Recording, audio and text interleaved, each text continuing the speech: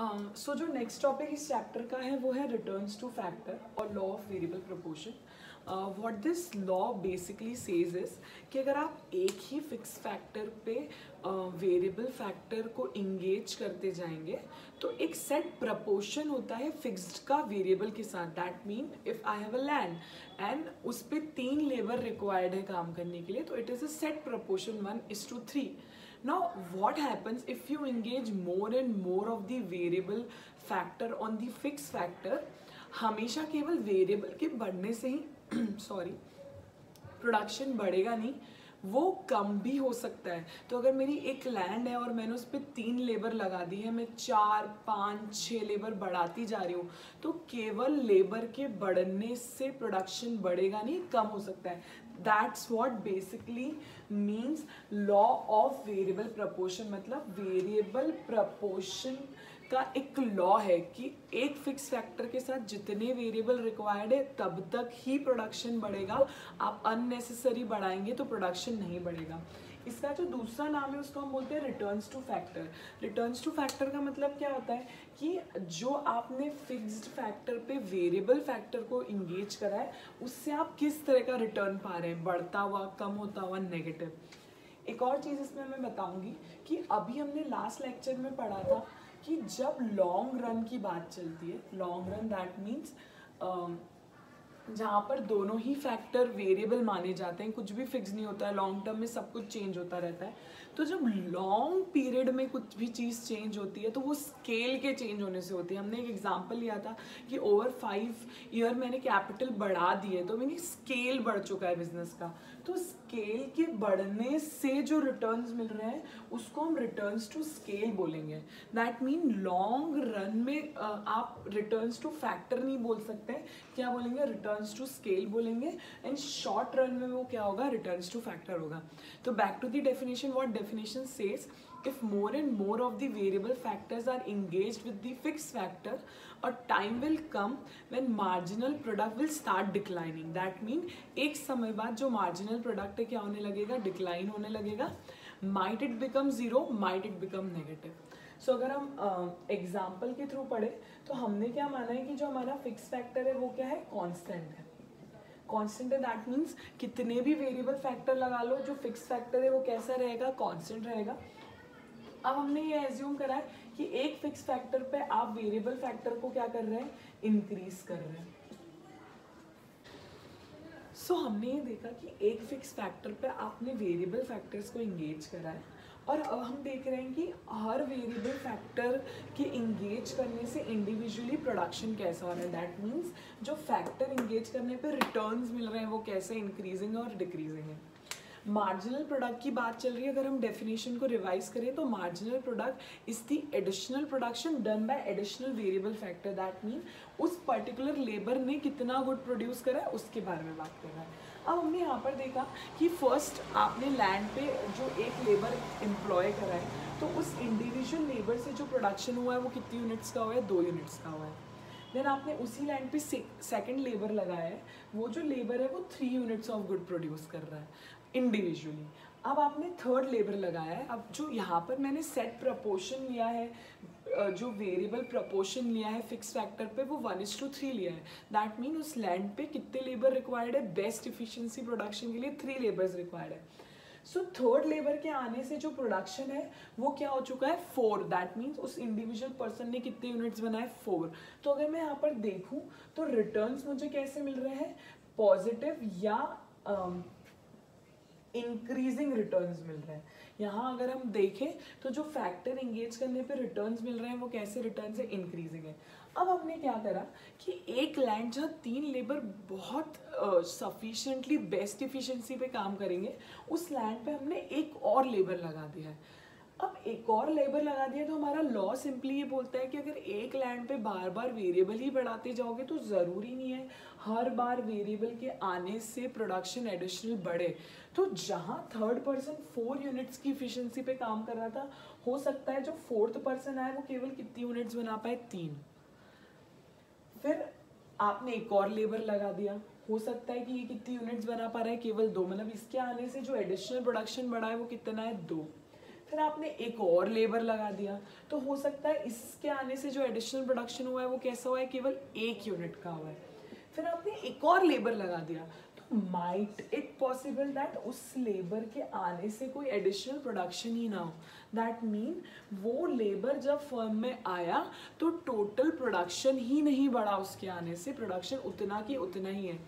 ऐसा भी हो सकता है कि अगर आप अननेसेसरी एक ही लैंड पे लेबर्स लगाए जाएं तो ओवरऑल प्रोडक्टिविटी कम हो जाए उस लैंड की या उस फिक्स फैक्टर की, तो जो प्रोडक्शन है वो माइनस में चल जाए। दैट मीन कि मान लो मेरे आने तक 15 यूनिट्स टोटल प्रोड्यूस हो रही थी और मेरे आने बाद जब एक और बंदा आया तो 14 ही यूनिट्स प्रोड्यूस हुई, मतलब एक और के आने से जो इफिशियंसी है वो क्या हो चुकी है, इतनी कम कि एडिशनल प्रोडक्शन ही नहीं हो रहा है।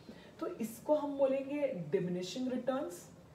जीरो को हम कांस्टेंट रिटर्न बोलते हैं बट इसको मेंशन नहीं किया जाता है। और लास्ट है नेगेटिव रिटर्न। तो कितने तरह के रिटर्न हो गए, increasing return, diminishing return and negative return. आगे बढ़ते हैं। अगर मैं इसी से टोटल प्रोडक्ट लगाऊं, इसी से अगर मैं टोटल प्रोडक्ट को कैलकुलेट करूं, दैट इज टोटल प्रोडक्शन कितना हो रहा है, तो फर्स्ट यूनिट ऑफ लेबर पे टोटल यूनिट्स कितनी प्रोड्यूस हो रही है, 2। सेकेंड यूनिट ऑफ लेबर पे टोटल यूनिट्स कितनी प्रोड्यूस हो रही है, 5, क्योंकि पहले 2 कर रहा था वो बंदा, दूसरा आके 3 और बनाई तो दोनों ने मिला के कितनी बनाई, 5। थर्ड ने अगर 4 यूनिट्स बनाई तो तीनों ने मिलकर कितनी बनाई, 9। तो यहाँ पर ये जो रिटर्न्स है कैसे रिटर्न्स है, इंक्रीजिंग रिटर्न्स है। फिर एक और बंदा आया, उसने 3 ही यूनिट्स बनाई, तो अब यहाँ जहाँ एक और के आने से प्रोडक्शन तेजी से बढ़ रहा था तो टीपी भी कैसे इंक्रीज हो रहा था, इंक्रीजिंग रेट से इंक्रीज हो रहा था। अब क्योंकि एक और के आने पे प्रोडक्शन धीरे धीरे बढ़ रहा है तो जो टीपी है वो भी कैसे इंक्रीज होगा, डिमिनिशिंग रेट पे। 9 के बाद 12 ही हुआ, जहाँ 5 के बाद 9 हो गया था, 9 के बाद 12, 12 के बाद 14, 14 के बाद 15। तो आप देखेंगे कि 3 यूनिट में हम 9 से केवल कहाँ पहुंचे, 15 पे, क्योंकि जो रिटर्न है कैसा रिटर्न है, डिमिनिशिंग रिटर्न है, इसको हम डिमिनिशिंग रिटर्न बोलते हैं। लास्ट एक और पर्सन के आने से प्रोडक्शन बढ़ा ही नहीं, कांस्टेंट ही था। फिर ये जो मैं वो सिचुएशन बता रही हूँ कि ऐसा भी हो सकता है कि ओवरऑल अगर यूनिट 15 गुड्स बना रही थी तो यूनिट में अब केवल 14 ही गुड्स प्रोड्यूस हो रहे हैं। दैट मीन एक और पर्सन के आने से जो प्रोडक्शन है वो क्या हो चुका है, नेगेटिव हो चुका है, जिसको हम नेगेटिव रिटर्न बोलेंगे। अगर इसी चीज़ को डायग्रामेटिकली देखी जाए तो डायग्राम्स में आप ये ना भूलें कि आपको एक्सिस पे क्या चीज़ आ रही है उसे लिखना ज़रूरी है। यहाँ पर मैंने टोटल प्रोडक्ट लिया है, यहाँ मैंने यूनिट्स लिए, अगेन यहाँ मैंने मार्जिनल प्रोडक्ट लिया है, यहाँ मैंने यूनिट्स लिए हैं। अगर मैं टोटल प्रोडक्ट का ग्राफ देखूँ तो कुछ ऐसा बनता है, मार्जिनल प्रोडक्ट का ग्राफ ऐसा बनता है, जिसमें 3 फेजेस हैं। फर्स्ट फेज वो है जब मार्जिनल प्रोडक्ट क्या हो रहा है, इंक्रीज हो रहा है। जब मार्जिनल प्रोडक्ट इंक्रीज हो रहा है तो टीपी किस रेट से बढ़ रहा है, इंक्रीजिंग रेट से बढ़ रहा है, तो इसको हम क्या बोलेंगे, इंक्रीजिंग रिटर्न्स बोलेंगे। जो सेकंड फेज है वो ये फेज है जब एमपी क्या हो रहा है, फॉल हो रहा है, दैट मीन मार्जिनल प्रोडक्ट गिर रहा है, तो टीपी यहाँ इंक्रीज तो हो रहा है बट कैसी रेट से हो रहा है, डिमिनिशिंग रेट से हो रहा है, तो इससे इस पॉइंट को हम क्या बोलेंगे, डिमिनिशिंग रिटर्न्स बोलेंगे। लास्ट हमने ये देखा कि जो मार्जिनल प्रोडक्ट है वो नेगेटिव हो चुका है, तो फाइनली उसके नेगेटिव होने से जो टोटल प्रोडक्ट है वो क्या हो रहा है, फॉल हो रहा है, इसको हम बोलते हैं नेगेटिव रिटर्न्स टू फैक्टर। तो इस तरीके से हमने 3 रिटर्न्स टू फैक्टर देखे, जो कि हमारा टॉपिक का नाम है कि कैसे जब हमने एक फिक्स फैक्टर पे वेरिएबल फैक्टर को बढ़ाते गए, यहाँ वेरिएबल फैक्टर आएगा, तो कैसे शुरू में प्रोडक्शन बढ़ा, फिर कम हुआ, फिर नेगेटिव हो गया। इसी से एक और क्वेश्चन जो बनता है वो ये बनता है कि explain relation between MP and TP. तो आप क्या बोलेंगे, when MP increase TP increase at increasing rate, when MP fall TP increase at decreasing rate. अगर ये गिर रहा है, गिरते एमपी को ऐड कर रहे हो तो ये बढ़ेगा तो सही ऐड करने से, बट कौन सी रेट से बढ़ेगा, डिमिनिशिंग रेट से बढ़ेगा। Last when MP is negative TP starts falling. तो ये भी एक तरह का क्वेश्चन इसी ग्राफ पे बनता है, relation between TP and MP. तो हमने 2 टॉपिक कवर कर लिए। पहला returns to factor, law of variable proportion, जो एग्जाम पॉइंट ऑफ व्यू से बहुत ही इंपॉर्टेंट टॉपिक है। इनडायरेक्टली कुछ ऐसे भी क्वेश्चंस बनते हैं, कैन एमपी भी नेगेटिव, एक्सप्लेन हाउ, तो ऑब्वियसली वो नेगेटिव इसी के कारण है। और भी डिफरेंट टाइप ऑफ क्वेश्चन बन सकते हैं आपको, जैसे कि आपसे बोला जा सकता है कि लॉ ऑफ डिमिनिशिंग प्रपोर्शन समझाओ, तो उसमें भी आपको ये पूरा लॉ ही समझाना है। एग्जाम पॉइंट ऑफ व्यू से इंपॉर्टेंट क्वेश्चन है। 4 और 5 मार्क्स कवर करता है इस चैप्टर में से। ये भी लेस इंपॉर्टेंट है बट हाँ एग्जाम में आ सकता है, रिलेशन बिटवीन टीपी एंड। सो जो नेक्स्ट टॉपिक है हमारा यहाँ पर, वो हम ये समझ रहे हैं कि जब हमने बोला कि लॉ ऑफ वेरिएबल प्रोपोर्शन में या फैक्टर्स टू रिटर्न में 3 तरह के फैक्टर्स हैं, इंक्रीजिंग, डिमिनिशिंग और नेगेटिव। तो हम यहाँ पर देख रहे हैं why in initial stages when you engage variable factor with the fixed factor there is increasing return. These are the causes of increasing return. क्या कारण है कि शुरू में प्रोडक्शन बढ़ता है? As I said first, आपका एक लैंड है जिन पे 3 लेबर रिक्वायर्ड है, तो अगर आप एक ही लेबर से काम करेंगे तो आप उस लैंड को फुल्ली यूटिलाइज नहीं कर पाएंगे। तो लैंड को फुल्ली यूटिलाइज करने के लिए जितने लेबर रिक्वायर्ड है आपको उतने लेबर इंगेज करने पड़ेंगे, जिसको हम बोलते हैं fuller utilization of fix factor. That mean अगर आपको फिक्स फैक्टर को फुल्ली यूटिलाइज करना है तो जितने लेबर रिक्वायर्ड है उतना देना पड़ेगा। जब आप वो लेबर बढ़ाते हैं इसलिए जो आपका प्रोडक्शन रिटर्न है वो क्या हो जाता है, बढ़ जाता है। This is the first reason, that is fuller utilization of the fixed factor. The second reason is division of labor and increased efficiency. What that mean? जब भी आप काम को डिवाइड करके करते हैं तो एक ही काम एक ही पर्सन के द्वारा जब बार बार किया जाता है तो उसमें और ज़्यादा इफ़िशिएंट हो जाता है। इफ़िशिएंसी बढ़ने की वजह से जो प्रोडक्शन का रिटर्न है वो भी क्या हो जाता है, बढ़ जाता है। इसलिए भी जो शुरू में प्रोडक्शन है वो कैसा होता है, इंक्रीजिंग रिटर्न पे होता है, क्योंकि अब लोग बढ़ रहे हैं तो काम डिवाइड हो रहा है, ज़्यादा अच्छे से हो रहा है, प्रोडक्शन तेज़ी से बढ़ रहा है, जिसको हमने क्या बोला, division of labour and increase efficiency. Last है better coordination between the factors. एक लैंड 3 लेबर रिक्वायर्ड है, जब उस लैंड पे एक ही लेबर काम कर रहा है तो कोऑर्डिनेशन अच्छा नहीं बैठ रहा है। 3 लेबर आ गए, कोऑर्डिनेशन अच्छा बैठ गया मतलब जो आपका प्रोडक्शन है वो क्या होने लगेगा, बढ़ने लगेगा, जिसको हम क्या बोलते हैं, इंक्रीजिंग रिटर्न्स के कॉजेज बोलते हैं, बढ़ रहा है। अब हम डिमिनिशिंग रिटर्न्स देखेंगे कि क्यों प्रोडक्शन कम होता है, धीरे होने लग जाता है बाद में। पहला, फिक्सिटी ऑफ द फैक्टर। अब लैंड फिक्स अज्यूम की गई है, वो बढ़ नहीं रही है, तो क्योंकि अब आप उसको फुल्ली यूटिलाइज कर चुके हो और वो फिक्स है, तो अब आप और उसको यूटिलाइज नहीं कर पा रहे और प्रोडक्शन बढ़ा नहीं पा रहे, इसलिए प्रोडक्शन क्या हो रहा है, कम हो रहा है। Next, imperfect factor सब्सटीट्यूएबिलिटी।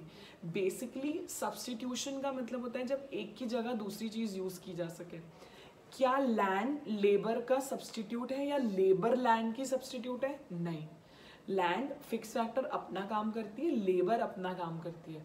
अब क्योंकि ये दोनों एक दूसरे के सब्सटीट्यूट नहीं है तो लेबर को लैंड की जगह बढ़ा के प्रोडक्शन बढ़ाया नहीं जा सकता है, इसीलिए एक पॉइंट बाद जो प्रोडक्शन है वो क्या होने लगता है, कम होने लगता है। Last, poor coordination between the factors.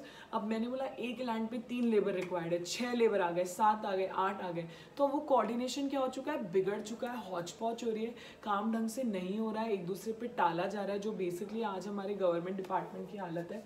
तो poor coordination between the factors भी डिमिनिशिंग रिटर्न का एक रीजन होता है, इसलिए जो प्रोडक्शन है वो क्या होने लगता है, कम होने लगता है। अब हम देखेंगे assumption of the law. That mean इस लॉ को जब हमने देखा है कोई भी लॉ के साथ कुछ अज्यूम करना ज़रूरी होता है। अगर आप कुछ बेसिक चीज़ों को अज्यूम नहीं करेंगे तो लॉ कभी सक्सेसफुल ही नहीं होगा।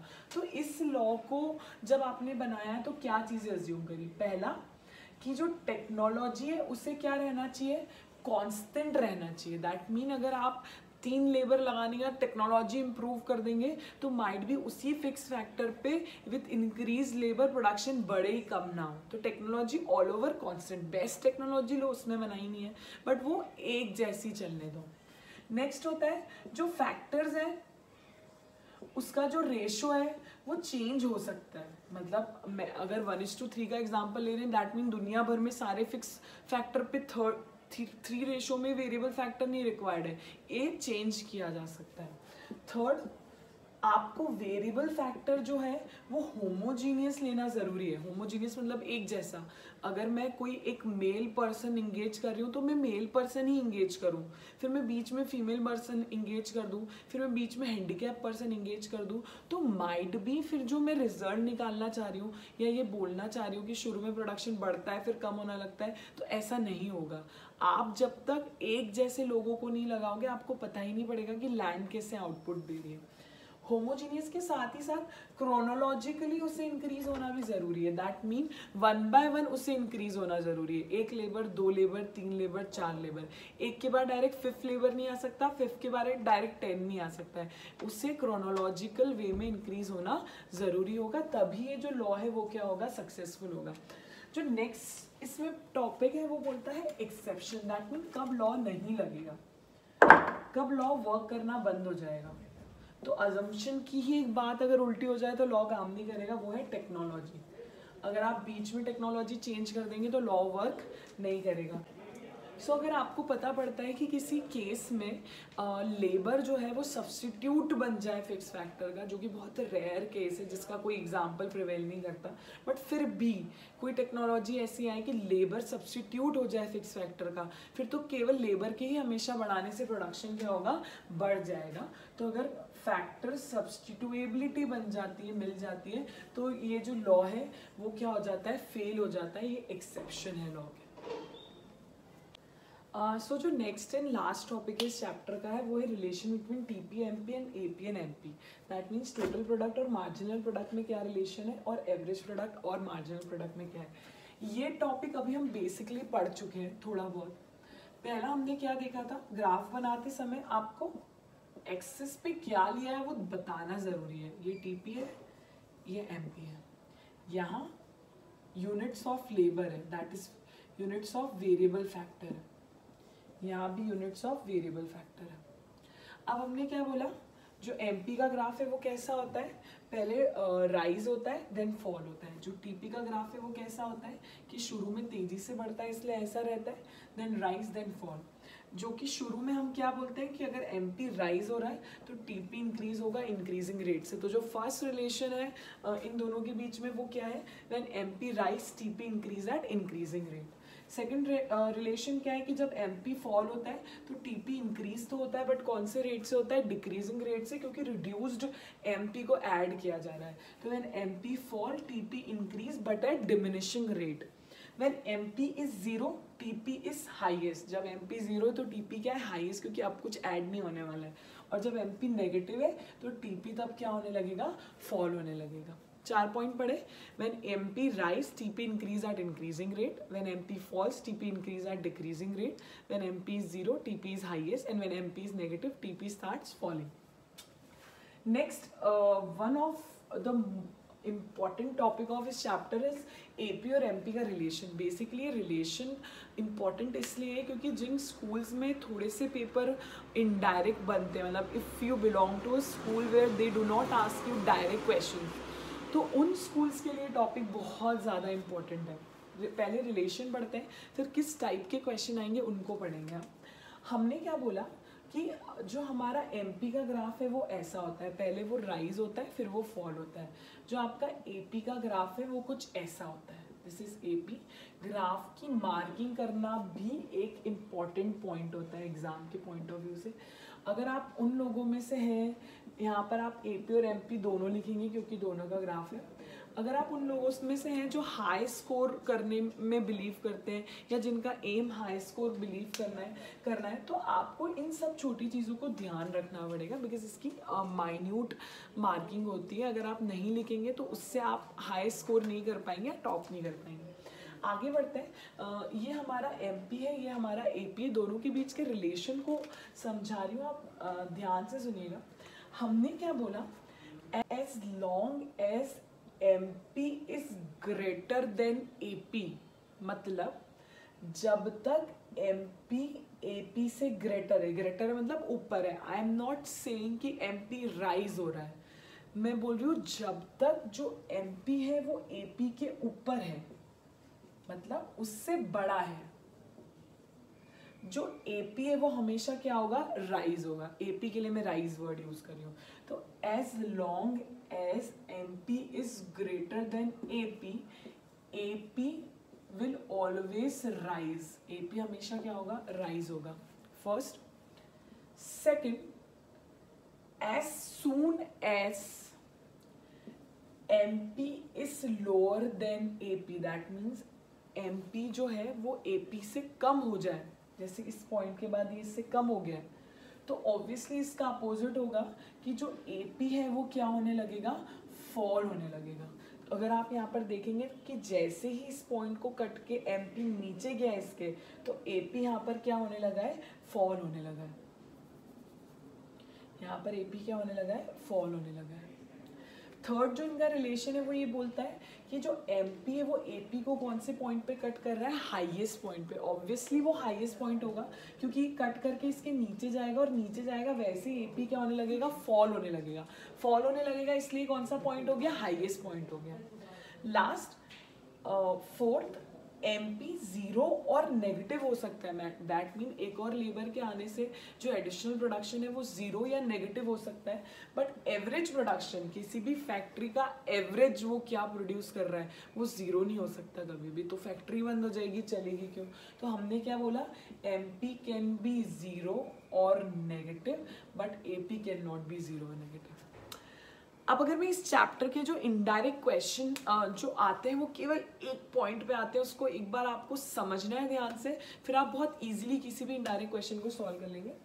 जो मैंने गौर फरमाया था, अगर आपको याद हो, तो मैंने क्या बोला था कि as long as MP is higher than AP, जब तक वो उससे ऊपर है, तो जरूरी नहीं वो उसके ऊपर है तो केवल वो राइज ही कर रहा है। अगर आप यहाँ देखें तो ये इसके ऊपर है, ये राइज भी कर रहा है, ये फॉल भी हो रहा है। तो ये फॉल भी हो रहा है मगर क्योंकि इसके ऊपर ही, तो AP क्या हो रहा है, राइज हो रहा है। यहाँ पर इस पॉइंट पे इनडायरेक्ट क्वेश्चन बनता है आपसे कि क्या फॉलिंग MP पे AP राइज कर सकता है। आप लिख दोगे नो, क्योंकि आपको तो दिमाग में ये बसा हुआ है कि फॉलिंग जैसे MP फॉल करेगा तो AP भी फॉल होने लगेगा। The answer is false. False answer कैसे बोल देंगे, sorry, the answer is true. True answer कैसे बोलेंगे कि हाँ, फॉलिंग MP पे जो AP है वो क्या हो सकता है, राइज हो सकता है। क्यों हो सकता है, क्योंकि MP को AP के नीचे जाना जरूरी है, ना कि फॉल होना जरूरी है। फॉलिंग MP पे AP राइज हो सकता है, AP का फॉल होना जरूरी नहीं है। ये इतना सा पॉइंट अगर आप ध्यान रख लेंगे तो 2 मार्क्स के इनडायरेक्ट क्वेश्चन आपको पूछे जाते हैं इस चैप्टर में से, वो आप इजीली क्रैक कर लेंगे। चैप्टर यहाँ पर ख़त्म होता है। मैंने कुछ इंपॉर्टेंट पॉइंट्स इस चैप्टर के बता दिए हैं। मेरे हिसाब से 2 पॉइंट्स पे मेनली क्वेश्चन पूछे जाते हैं। फर्स्ट जो पॉइंट है वो लॉ ऑफ वेरिएबल प्रोपोर्शन है, उस पर आपसे क्वेश्चन पूछा जा सकता है, उसका अजम्पशन पूछे जा सकते हैं, बट मेन तो लॉ ऑफ वेरिएबल प्रोपोर्शन आता है। जो सेकंड इंपॉर्टेंट पॉइंट है जिस पे क्वेश्चन बनते हैं वो ये वाला पॉइंट है, जहाँ AP और MP के रिलेशन के बारे में क्वेश्चन पूछे जाते हैं। मैं एक बार और क्लियर करना चाहूँगी, हमने क्या बोला है यहाँ पर कि AP जब फॉल होता है जब MP AP से लोअर होता है, ना कि वो फॉल होने लगे। तो बेसिकली AP फॉल तब होगा जब MP उसके नीचे जाएगा, ना कि जब MP फॉल होगा। तो MP के फॉल होने के बाद भी AP क्या कर सकता है, राइज कर सकता है। The simple thing which you need to clear yourself. If you do not get this, try to listen video again, so because it is very important.